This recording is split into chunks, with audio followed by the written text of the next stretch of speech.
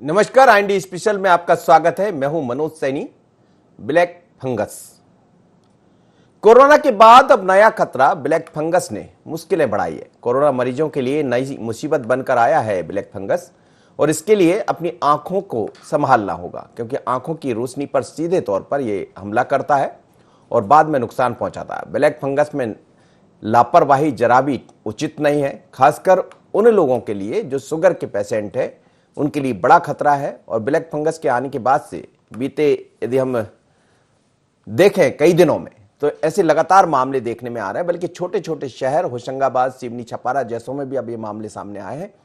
मध्य प्रदेश की सरकार ने भी बड़ा निर्णय लिया है। जबलपुर और इंदौर में स्पेशल व्यवस्था बैठ के की गई है, खासकर ब्लैक फंगस के मरीजों के लिए। और दूसरी तरफ हम देखें तो कई ऐसे मरीज भी आए हैं। घबराइएगा मत, पर यह सच्चाई है कि कुछ मरीजों की आंख भी निकालना पड़ी है। उन्हें ब्लैक फंगस का खतरा ज्यादा हुआ, जिसके कारण ये निर्णय लेने पड़े हैं। ये एक फंगल डिसीज है, जैसा डॉक्टर बताते हैं, और जिस तरह से इस फंगाइल से होता है उसको लेकर कई तरह के सवाल भी खड़े हो रहे हैं। ज्यादातर उन लोगों को होता है जिन्हें पहले से कोई बीमारी हो, या वो ऐसी मेडिसिन ले रहे हों जो बॉडी की इम्यूनिटी को कम करती है, या शरीर की दूसरी बीमारियों से लड़ने की ताकत कम करती है। ये शरीर के किसी भी हिस्से में हो सकता है। ब्लैक फंगस के लक्षण की बात हम करें तो वो उस पर भी हम बात करेंगे, आखिर शरीर के किस हिस्से में इसका इन्फेक्शन ज्यादा दिखाई दे सकता है, जैसा हम जिक्र कर रहे थे।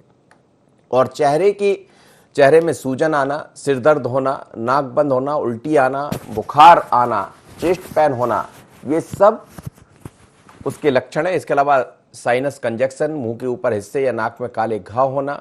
फंगस कितना खतरनाक है, ये कम्युनिकेबल डिसीज नहीं है, बल्कि ये कहा जा सकता है कि एक तरह का ये फंगस है जो एक से दूसरे मरीज में नहीं फैलता, लेकिन 54% मरीजों की मौत इसमें हो जाती है। ये एक निश्चित रूप से चिंता बढ़ाने वाली बात है। पर अब इसको लेकर मध्य प्रदेश में क्या हो रहा है, मध्य प्रदेश की सरकार क्या कर रही है, किस तरह की तैयारियां हैं, और खुद मुख्यमंत्री शिवराज सिंह चौहान ने साफ तौर पर निर्देश दिए हैं कि किसी भी तरह की कोताही, लापरवाही ना बरती जाए। क्या कहना है मध्य प्रदेश के चिकित्सा शिक्षा मंत्री का, सुन लीजिए। म्यूकोरमाइकोसिस ब्लैक फंगस को लेकर हमारी सरकार ने काम करना शुरू किया है। कल ही हमने उच्च स्तरीय बैठक कर यह निर्णय लिया है कि हम भोपाल और जबलपुर के मेडिकल कॉलेज में इस बीमारी से संबंधित यूनिट स्थापित करेंगे। ये म्यूकोर यूनिट में न्यूरोलॉजी, ईएनटी, ऑप्थेल्मोलॉजी और मेडिसिन विभाग के विशेषज्ञ रहेंगे। इन चारों विभागों को मिलाकर म्यूकोर यूनिट की स्थापना की जाएगी। और उसके साथ ही कोविड के दरमियान जिनको ये बीमारी होती है उनको भी ऑपरेशन की ज़रूरत पड़ती है, और पोस्ट कोविड जिनको ये बीमारी होती है उन्हें भी ऑपरेशन की ज़रूरत पड़ती है। तो दोनों तरह के ऑपरेशन थिएटर भी शुरू किए जा रहे हैं। और सरकार ने, माननीय मुख्यमंत्री जी ने इस बात के भी निर्देश दिए हैं कि इस बीमारी से संबंधित जो भी दवाई है उसकी कमी ना हो, इसको भी अधिकारी सुनिश्चित कर रहे हैं। जल्द से जल्द इस बीमारी से संबंधित जो भी दवाई। चलिए, तो ये थे मध्य प्रदेश की चिकित्सा शिक्षा मंत्री जो कह रहे थे कि हम इसको लेकर तैयार है और किसी भी तरह की लापरवाही, कोताही या दवा की कमी ना रहे, ये मुख्यमंत्री ने साफ तौर पर कहा है। मेरे साथ इस वक्त डॉक्टर के अग्रवाल जुड़ रहे हैं। आई स्पेशलिस्ट है और जो वर्तमान बीमारी जिसका हम जिक्र कर रहे हैं उसके बारे में बेहतर बता भी पाएंगे। के अग्रवाल साहब, मेरी आवाज सुन पा रहे हैं? डॉक्टर साहब, मेरी आवाज आपको मिल रही?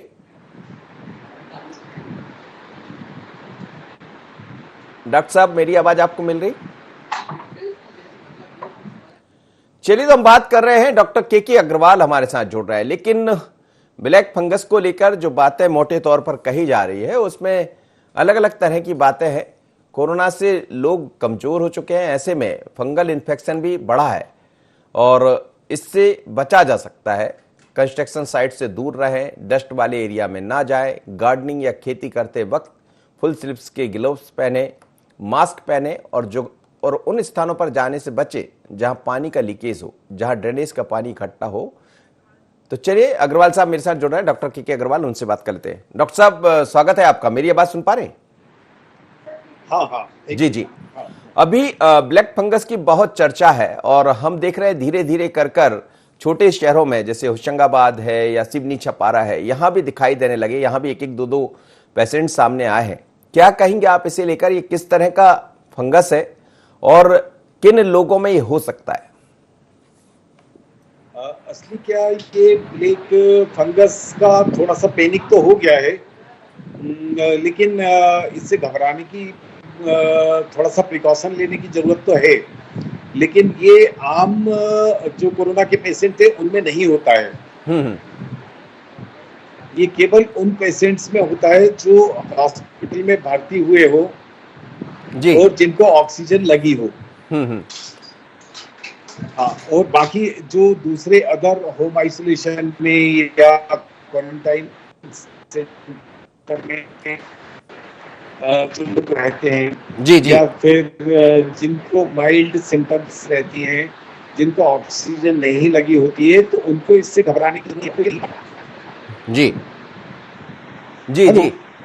हाँ, इसमें क्या होता है कि ये उन पेशेंट्स में जिनको ऑक्सीजन लगी हो, हाँ हाँ बोलिए, आप आवाज आ रही है आप। और जिनको डायबिटीज या इम्यूनोसप्रेसिव कुछ मेडिसिन चल रही हो, या जो इम्यूनो डेफिशिएंसी हो, उन मरीजों में ही होता है।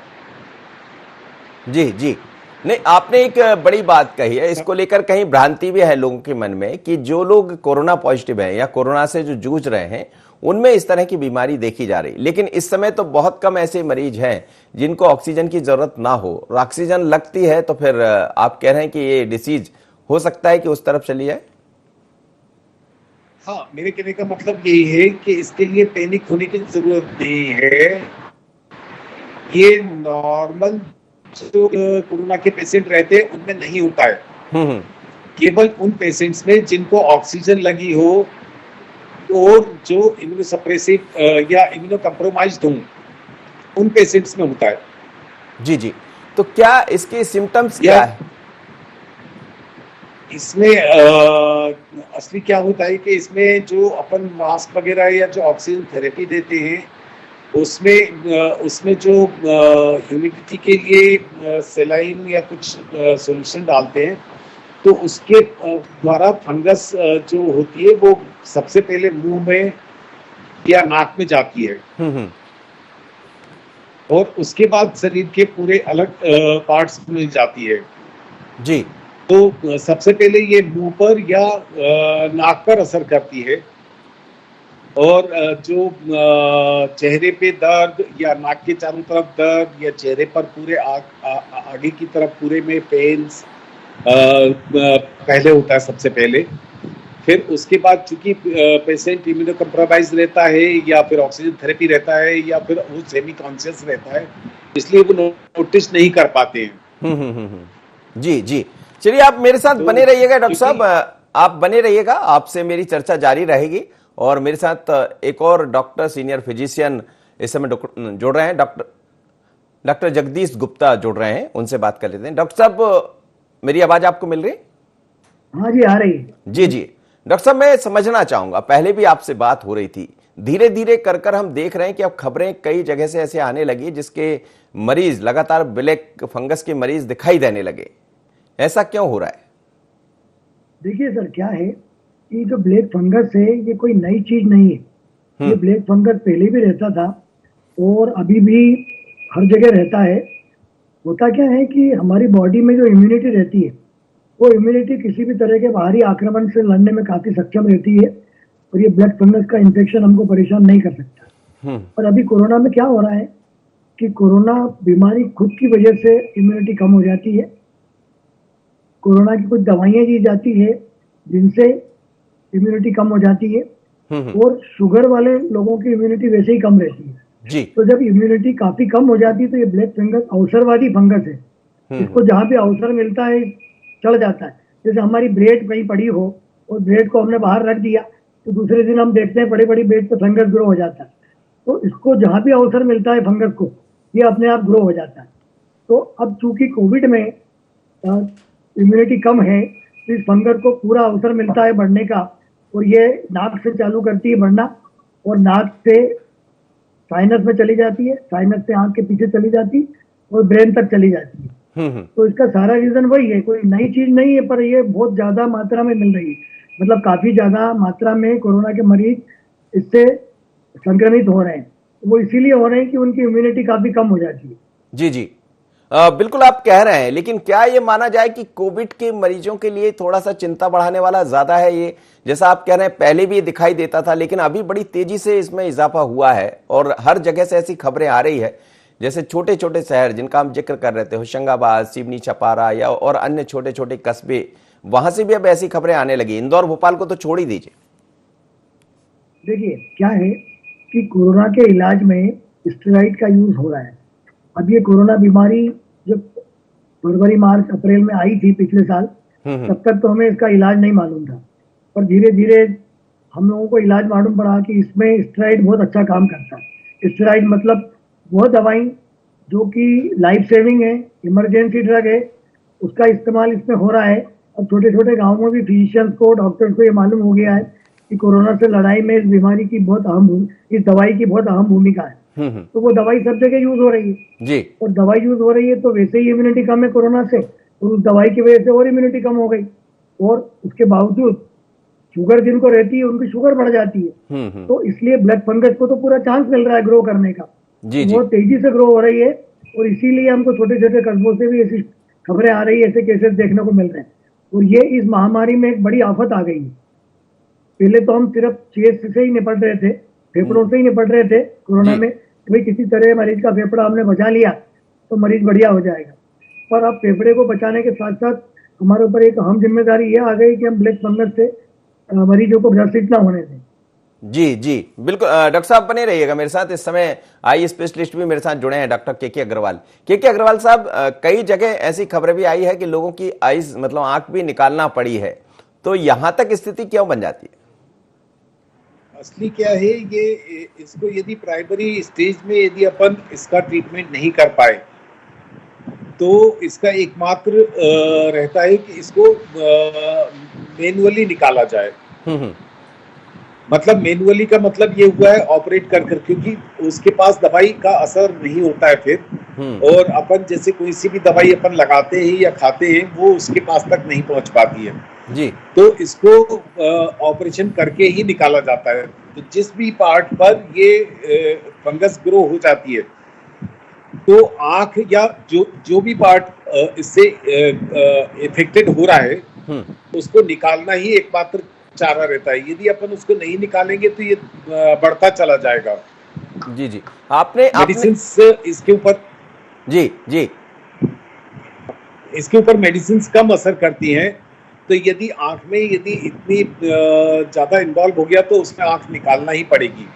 नहीं, आपने एक महत्वपूर्ण बात कही है कि इसको शुरुआती तौर पर, प्राथमिक तौर पर रोक दिया जाए। मतलब जब इसकी शुरुआत, तो शुरुआत के लक्षण क्या होते हैं जिसमें हम समझ जाएं कि ये ब्लैक फंगस है? तो शुरुआत के लक्षण में मैंने बताया था, मेन ये है कि ये देखिए, एक मुंह, आंख और नाक से ये ज्यादा अंदर जाता है। तो सबसे पहले नाक को ही ज्यादा इन्वॉल्व करता है और नाक के चारों तरफ या चेहरे के अपन ये बोल सकते हैं कि चेहरे पे सामने की तरफ दर्द ज्यादा होता है, दर्द होने लगता है। और फिर अपने को ब्लैक डिस्चार्ज, क्योंकि ब्लैक फंगस अपन बोल ही रहे हैं तो ब्लैक डिस्चार्ज या ब्लैक स्पॉट्स दिखने लगते हैं जी। और ब्लैक डिस्चार्ज भी आता है। तो सबसे पहले दर्द होता है, फिर उसके बाद ब्लैक स्पॉट्स दिखते हैं। उस वहां तक भी अपन ने यदि उसको देख लिया तो अपन जल्दी क्योर कर सकते हैं। फिर उसके बाद फिर ब्लैक डिस्चार्ज भी आने लगता है। इसका मतलब ये है कि वो फंगस और ज्यादा बढ़ता जा रहा है। जी जी बिल्कुल। डॉक्टर जगदीश गुप्ता साहब भी मेरे साथ जुड़े हैं। गुप्ता साहब, जैसा आप कह रहे थे कि कुछ मेडिसिन ऐसी है जिनके कारण इसमें ज्यादा दिखाई देता है, वो कौन सी मेडिसिन है जिसके कारण ये स्थितियां दिखाई दे रही, आपने कहा, और क्या उनका कोई दूसरा रास्ता है? देखिए, जो है सस्ती मेडिसिन है, स्टेरॉइड जिसको हम बोलते हैं, मिथाइल प्रेडनिसोलोन, बीटामेथासोन, डेक्सामेथासोन, ये ऐसी दवाएं हैं जो बहुत ज़्यादा महंगी नहीं होती हैं, पर ये कोविड में बहुत अच्छा काम कर रही हैं।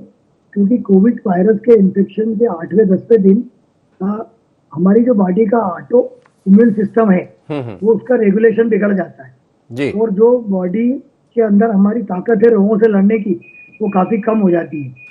उसी समय हम स्टेरॉइड का उपयोग करते हैं ताकि कोरोना से जो इन्फ्लेमेटरी इफेक्ट आया है फेफड़ों में उसको हम रोक सकें, जो साइटोकाइन स्टार्म आता है उसको हम रोक सकें। तो स्टेरॉइड का प्रयोग तो बहुत जरूरी है कोरोना से मरीज की जान बचाने के लिए, पर उस स्टेरॉइड के साइड इफेक्ट में शुगर बढ़ जाना और बॉडी की इम्यून सिस्टम और कम हो जाना, ऑलरेडी कोरोना से तो वो कम हो ही चुकी है और इस दवाई से और कम हो जाती है जी पर जैसा डॉक्टर के अग्रवाल साहब ने बताया कि यदि शुरुआती लक्षण में हम इसको पकड़ लें तो खतरा उतना ज्यादा नहीं रहता है। यदि शुरुआती लक्षण में नाक से ब्लड डिस्चार्ज हो रहा है या मुंह में थोड़ा सा काला काला फंगस दिख रहा है और हमको ये लगता है कि म्यूकोरमाइकोसिस डेवलप हो रहा है तो हमें तुरंत इलाज शुरू कर देना चाहिए।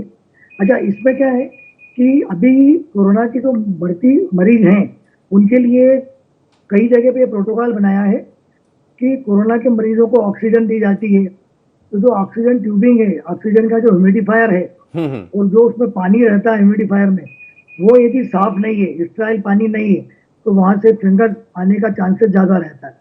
तो अभी सब जगह प्रोटोकॉल बना दिए गए हैं हॉस्पिटल्स में कि यदि किसी भी मरीज को ऑक्सीजन दी जाएगी तो ऑक्सीजन का ह्यूमिडिफायर, उसका पानी रोज बदला जाएगा, साफ पानी, स्टेराइल पानी उसमें डाला जाएगा, नलियां जो है वो बार बार चेंज की जाएगी। एक ही नली से हर मरीज को या एक मरीज को दिया और दूसरे मरीज को दे दे तो नली यूज नहीं की जाए ऑक्सीजन की। तो इस तरह से कुछ सावधानियां यदि हम रखेंगे तो इस ब्लैक फंगस से बचने के काफी चांसेस है और यदि इसको शुरुआती दौर में ही पकड़ लिया गया तो ये ज्यादा डैमेज नहीं कर पाएगी और मरीज के ठीक होने के चांसेस काफी बढ़ जाएंगे। डॉक्टर साहब, आप जैसे जो लोग हैं, जो डॉक्टर्स हैं, इस समय तो बहुत आप लोग काम कर रहे हैं और एक वरिष्ठ बनकर काम कर रहे हैं, लेकिन सवाल ये भी कई दफा आता है, जैसे हमने देखा कि रेमडेसिविर जब आया तो एक ऐसा हुआ बन गया जिसको लेकर हर कोई भागने लगा, जिसको जरूरत नहीं थी वो भी उसका इस्तेमाल करने लगा। अब ये जो नई बीमारी आई है तो इसको लेकर भी एक तरह से कहा जाए तो हर बहुत चर्चा चल पड़ी और इसीलिए आज हम आपसे समझ भी रहे, जान भी रहे। तो क्या कई बार ऐसे आरोप भी लगते हैं कि बड़ी जो दवा कंपनियां होती है वो इस तरह का एक नया सिगुफा छोड़ देती है और फिर लोग पैनिक हो जाता है माहौल, तो क्या ऐसी सब चीजें भी वास्तव में कुछ होती है कि? नहीं, ऐसा तो नहीं होता है। अब ये जो फंगस होती है ऑलवेज ये एक अवसरवादी रहती है, अवसरवादी कीटाणु रहता है फंगस, इसको जहां भी अवसर मिला वहां बढ़ जाता है। तो ये ब्लैक फंगस भी एक अवसरवादी फंगस है, इसको यदि मौका दिया गया तो ये कहीं भी बढ़ जाएगा। अब चूंकि हम कोरोना के इलाज में कुछ दवाइयां तो अवश्य है, जरूरी है, आवश्यक है, तो उनका प्रयोग करना ही पड़ेगा, अदरवाइज मरीज की जान बचना मुश्किल रहेगी। तो यदि मरीज की जान बचाना है और कुछ दवाइयां हमको उपयोग में लाना है तो उस दवाई के साइड इफेक्ट को भी हमको ध्यान में रखते हुए बियर तो करना पड़ेगा। ऐसा नहीं कि कोई दवाई का साइड इफेक्ट है तो हम उसको यूज ही नहीं करें कि ब्लैक फंगस के डर से हम कोई दवाई यूज नहीं करें, क्योंकि यदि हम सोचे कि ब्लैक फंगस के डर से हमने दवाई नहीं यूज की तो मालूम पड़ा कि मरीज की मृत्यु कोरोना से हो गई।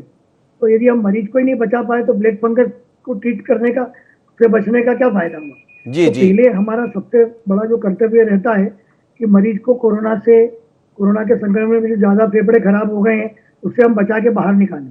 उसको बचाने के लिए और बाहर निकालने के लिए जो भी जरूरी दवाइयां हैं उनका उपयोग तो करना पड़ेगा और उनकी दवाइयों से यदि कुछ साइड इफेक्ट होता है तो वो हमको ध्यान में रख के और जो है प्रिवेंटिवली एंटीफंगल दवाइयां चालू करना पड़ती है। कुछ केसेस में तो हम चालू कर भी देते हैं कि भाई हम स्टेरॉइड हाई डोजेज में यूज कर रहे हैं तो हमको एंटीफंगल दवाइयां भी साथ में रखना चाहिए। और वैसे जो स्टेरॉइड है, ये ब्लैक फंगस आने के बाद सारे फिजिशियंस ने ये एक महत्वपूर्ण एहतियाती कदम उठाया है कि स्टेरॉइड हम लो डोज में यूज कर रहे हैं, मतलब जितनी आवश्यकता है उतने ही यूज करें, उससे ज्यादा मात्रा में यूज नहीं करें तो बॉडी की इम्यूनिटी में ज्यादा फर्क नहीं आएगा। फर्क तो आएगा पर ज्यादा फर्क नहीं आएगा और उसकी डायबिटीज भी ज्यादा नहीं बढ़ेगी। तो इस तरह से कुछ एहतियाती कदम उठा के और हम ब्लैक फंगस से सुरक्षित रहने के लिए प्रयास कर सकते हैं। जी जी, बिल्कुल आपने महत्वपूर्ण बात कही। डॉक्टर अग्रवाल मेरे साथ जुड़े हैं, के अग्रवाल साहब। जी जी, के अग्रवाल साहब, मैं आपसे समझ रहा था, चूंकि आई और सबसे महत्वपूर्ण होती है जीवन में आंख, यदि आपकी आंखें गड़बड़ हो जाए, आंखों की रोशनी चली जाए, जैसा आप कह रहे हैं कि यहां तक नौबत आ रही है कि आंखें हमें निकालना पड़ी है कुछ लोगों की, जो जानकारी सामने आ रही, क्या शुरुआती तौर पर जो आपने सिम्टम्स बताए थे, घर में रहते हुए कोई ऐसी दवा है जिसको हम ले सकते हैं, आप कुछ प्रिस्क्राइब कर पाएंगे? नहीं, प्रिवेंटिव कोई मेडिसिन लेने से कोई फायदा नहीं होता है। हाँ, शुरुआत में यदि अपन पकड़ लेते हैं, और घरेलू तो कोई उपाय है नहीं इसके लिए एलोपैथिक में भी जो मेडिसिन है तो वो आई के अंदर पेनिट्रेट नहीं हो पाती हैं। तो पहले से ही अपने को चेक करके, और यदि वो कंडीशन दिख रही है तो अपने को ट्रीटमेंट लेना पड़ता है। और क्या चीजें हैं जिनसे बचा जाना चाहिए? मेन तो यही है कि अपने को अब चूंकि जो जिनको भी ऑक्सीजन लग रही है, तो जो भी ह्यूमिडिफायर के लिए सॉल्यूशंस इस्तेमाल कर रहे हैं, या सेलाइन या डिस्टिल वाटर, वो तो बिल्कुल अपन कोई सा भी पानी अपन उसके लिए इस्तेमाल नहीं कर सकते हैं। पहले क्या, यदि अपन ने गंदा पानी लिया तो वो ऑक्सीजन के साथ में फंगस भी लेकर के जाएगा, और वहीं से उसका ग्रो होगा। जी जी, बिल्कुल। और उसी हाँ के बाद से फिर वो आगे बढ़ता है। जी, चलिए मैं एक प्रतिक्रिया डॉक्टर गुप्ता से और लेना चाहूंगा। डॉक्टर गुप्ता मेरे साथ जुड़े हैं। डॉक्टर साहब, जो आप बता रहे थे, क्या शुरुआती तौर पर कुछ ऐसी, जैसा डॉक्टर साहब बता रहे थे कि ऐसा तो कुछ नहीं कहा जा सकता कि कौन सी मेडिसिन लिया जाए, लेकिन कई दफा हम देख रहे हैं कि कोविड में लोगों ने अपने मन से डॉक्टर के पास पहुंचे नहीं, और जहां से जो जानकारियां मिली, क्योंकि कोविड की जो दवा है, कोविड की जो मेडिसिन है, वो बड़ी चिन्हित है कि इन्हीं को लिया जाना है, कहीं भी जाएंगे आप तो वही दवा अधिकांशतः लोग लेते हैं। तो क्या इसमें भी ऐसी कुछ चीजें हैं जो घर में बैठकर आप ले सकते हैं प्रथम दृष्टया, क्योंकि जाने में कई बार मरीज लेट भी होता है? देखिए, कोविड के लिए तो दवाइयाँ सारी दी जाती है, पर ब्लैक फंगस के लिए कि हर पेशेंट को ब्लैक फंगस डेवलप होगा ये कोई जरूरी नहीं है। दूसरा, यदि मरीज घर पे ही क्वारंटाइन है और उसको यदि स्टेरॉइड नहीं दी जा रही है तो उसको ब्लैक फंगस होने का चांसेस काफी कम रहेगा। पर यदि नाक से काला तरल पदार्थ निकलता है, वो काला रंग का आवे, डिस्चार्ज काला रंग का आवे, तो व्यक्ति को तुरंत सचेत होना चाहिए और डॉक्टर से सलाह लेना चाहिए। अच्छा, मैंने पिछली बार जो एक मीटिंग में बताया था जी, कि जहां हम ये ऑक्सीजन ह्यूमिडिफायर यूज कर रहे हैं, तो वहां पे एक मिथिलिन ब्लू नाम की दवाई होती है, बहुत सस्ती दवाई होती है। तो मिथिलिन ब्लू से हम पेशेंट यदि एडमिटेड है तो उसको नेबुलाइज करते हैं, तो वो फंगस को भी मार देता है। और जो ऑक्सीजन का ह्यूमिडिफायर है उसमें एकदम स्वच्छ स्टाइल पानी यदि यूज करें और उसमें भी यदि थोड़ा सा मिथिलाइन ब्लू डाल दें, तो उस मिथिलाइन ब्लू की वजह से उस फंगस को वहीं पे दबा दिया जाता है, वहीं खत्म कर दिया जाता है। तो जो ऑक्सीजन आएगी उसमें फंगस के कण नहीं आएंगे, तो ब्लैक फंगस होने के चांसेस बहुत कम हो जाएंगे जी। तो ये कुछ जो एहतियाती कदम है, ये यदि डॉक्टर और अस्पताल ने बराबर उठाए हैं तो ब्लैक फंगस के डेवलप होने के चांसेस काफी कम हो जाते हैं। जी जी, और फौरी तौर पर यदि, जैसा आप कह रहे हैं, लेकिन मान लीजिए है नहीं हमको, पर उससे बचना है और उस तक हम पहुंच ही ना पाए, तो क्या इसके लिए भी कुछ चीजें हैं? अब एंटी फंगल दवाइयां हम चालू कर सकते हैं, पर हम कितने लोगों को चालू करेंगे? कोविड में हजारों लाखों लोग जो हैं इससे पीड़ित हो रहे हैं, तो सबको एंटी फंगल दवाई देना कि भाई इसको ब्लैक फंगस तो नहीं हो जाए, तो सबको देना तो पॉसिबल नहीं है। पर जो डायबिटिक हैं या जिनको स्टेरॉइड दवाई दी जा रही है, उनको हम प्रिवेंशन के लिए एंटी फंगल दवाइयां चालू कर सकते हैं, ओरल टेबलेट, पर वो कितना काम करेगी वो कहना बड़ा मुश्किल है। जी जी, और ये भी माने कि एकदम जो लोग एक पैनिक हो रहे हैं कि ऐसा नहीं है कि उसकी आई तक वो पहुंच जाएगा या उसको एक बड़ा नुकसान पहुंचा देगा, सभी मरीजों में ये तो देखने को नहीं मिलेगा ना? सभी में नहीं देखने को मिलेगा। देखिए, वैसे भी जो कोरोना के सीवियर कैटेगरी के मरीज हैं, जिनको लंग इन्फेक्शन ज्यादा है, जिनकी हालत अच्छी नहीं है, जिनको गंभीर संक्रमण है, उन लोगों में इम्यूनिटी कम होती है, उनको स्टेरॉइड भी दिए जाते हैं, तो उनमें ये ब्लैक फंगस होने के चांसेस थोड़े ज्यादा रहते हैं। आम मरीज जिसको कोरोना हुआ है और जिनको लंग में संक्रमण नहीं है और वो घर पे ही जो सरकार द्वारा प्रदाय की गई दवाइयां ले रहे हैं, तो उससे उनको ब्लैक फंगस होने के चांसेस नहीं रहेंगे। तो हर मरीज कोरोना का घबराए नहीं। कि मैं कोरोना की दवाई ले रहा हूँ घर पे बैठ के और मुझे ब्लैक फंगस तो नहीं हो जाएगा। तो हर मरीज को नहीं होगा, उन्हीं मरीजों को होगा जिनको या तो शुगर है या जिनको स्टेरॉइड दिए जा रहे हैं। चलिए, तो बड़ी स्टेरॉइड भी महत्वपूर्ण डॉक्टर उन्हीं जानकारी। मरीजों को प्रिस्क्राइब कर रहे हैं। जी जी जी, बड़ी महत्वपूर्ण जानकारी यह है कि जिसको शुगर है उसको थोड़ा संभल के रहना पड़ेगा। डॉक्टर के अग्रवाल, जैसा आप आई या आंख के लिए जो बता रहे हैं, क्योंकि सबसे ज्यादा इसका असर आंख के ऊपर होता है, तो मैं चलते चलते आपसे यह भी समझना चाहूंगा, कोई ड्रॉप या कोई ऐसी चीजें हैं जिसका हम इस्तेमाल कर सकते हैं इस दौर में? हाँ, इसके लिए एंटी फंगल आई ड्रॉप्स आती हैं और वो यूज करते हैं। जी। लेकिन केवल वो जो बाहरी आंख में बाहर की तरफ ही है इन्फेक्शन, उसी पर इफेक्ट हो पाता है। तो ये, यदि डीप चला गया है तो फिर उस पर असर नहीं हो पाता है ज्यादा।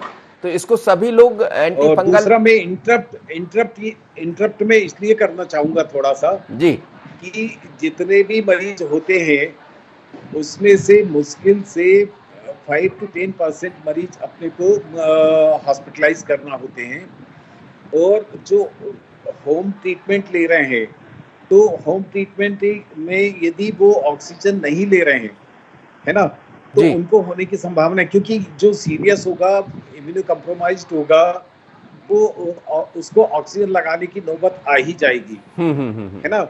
तो मेन ये है कि जिनको ऑक्सीजन लग रही है उन्हीं में अपन प्रिवेंशन कर सकते हैं। और प्रिवेंशन करने के लिए जो ऑक्सीजन सप्लाई रहती है, उसके लिए जो ह्यूमिडिफायर इस्तेमाल करते हैं ह्यूमिडिफिकेशन के लिए, तो उसमें जो डॉक्टर साहब ने भी बताया था कि मिथिलीन ब्लू, और यदि किसी के पास मिथिलीन ब्लू नहीं होता है तो फिर बिटाडीन के थोड़ा सा, तो उसको यदि इस्तेमाल करें तो मेरे अंदाज से काफी परसेंटेज में मरीजों को रोका जा सकता है। चलिए डॉक्टर साहब, बहुत बहुत धन्यवाद। आप दोनों डॉक्टर जगदीश गुप्ता साहब मेरे साथ जुड़े थे, सीनियर फिजिशियन है, साथ ही डॉक्टर के अग्रवाल जो बड़ी महत्वपूर्ण जानकारी दे रहे थे, आई स्पेशलिस्ट है। लेकिन आपको यदि ब्लैक फंगस के कुछ सिम्टम्स दिखाई देते हैं या कुछ ऐसा नजर आता है, तो जैसा डॉक्टर ने बताया, आप ध्यान रखिएगा, डरने की जरूरत नहीं है। जैसा आप कोरोना से डर जाते हैं और आपको लगता है कि ये कहीं मेरे जीवन के साथ ही खिलवाड़ ना कर बैठे, तो ऐसा बिल्कुल भी नहीं है। ना तो कोरोना से इतना डरना है, ना ही ब्लैक फंगस से। लेकिन लापरवाही नहीं करना। जहां तक ब्लैक फंगस की बात कही जा रही है, तो वो भी बड़ा स्पष्ट है कि नाक का रास्ता ही है जो किसी बीमारी को लेकर अंदर जाता है। तो फिर भी आप वही कहेंगे कि आप मास्क लगाइए और ज्यादा से ज्यादा ऐसी चीजों से बचिए। लेकिन यदि आपकी आइस से कुछ दिखाई देता है, ब्लैक पानी या नाक से ब्लैक पानी निकलता है, तो आप मानकर चलिएगा कि वो एक सिम्टम्स हो सकता है। तो लापरवाही ना बरतें। कुछ डॉक्टर ने जो दवा बताई है, आप उसका इस्तेमाल शुरुआती तौर पर कर सकते हैं, लेकिन बेहतर होगा किसी फिजिशियन से आप चर्चा जरूर कर लें। तो ब्लैक फंगस से डरने की जरूरत नहीं है, पर समझने की जरूरत है और लड़ने की जरूरत है। इतना ही मुझे दीजिए इजाजत। बने रहिए ND24 पर।